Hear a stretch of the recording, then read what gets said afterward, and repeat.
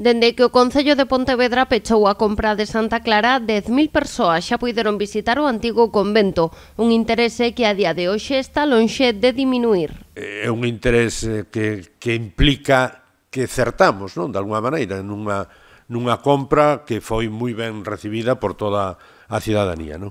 Por iso, o Concello decidiu seguir ampliando as visitas ás fins de semana do mes de abril. Ademais, reservaránse os días 7 e 8 para as persoas con dificultades para facer a inscripción por internet.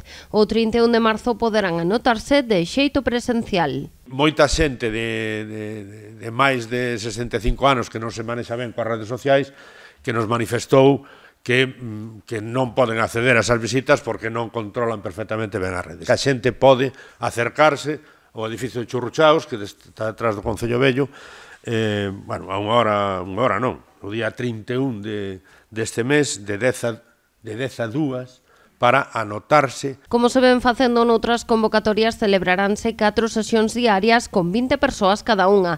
Tamén programaránse visitas todos os días da Semana Santa. Eu quero transmitir que o Concello vai facer todo o posible para que todas as persoas que queiran coñecer Santa Clara pois o poidan facer. Fernández Lores adiantou que se programarán 2 xornadas de portas abertas para coñecer os xardíns no mes de maio. As datas concretas están sen pechar, pendentes do inicio das obras do estudo que a Deputación de Pontevedra fará na propiedade para valorar a adhesión de Santa Clara ao Museo de Pontevedra. Ademais, o Concello está a deseñar unha programación cultural para este espazo.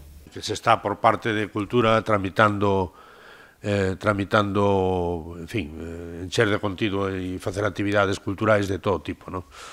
Pero non, eso diremoslo cando este cerrado o proxecto. En canto á compra da Casa das Misións Pontificias, o alcalde explicou que aínda están á espera dunha resposta do Arcebispado.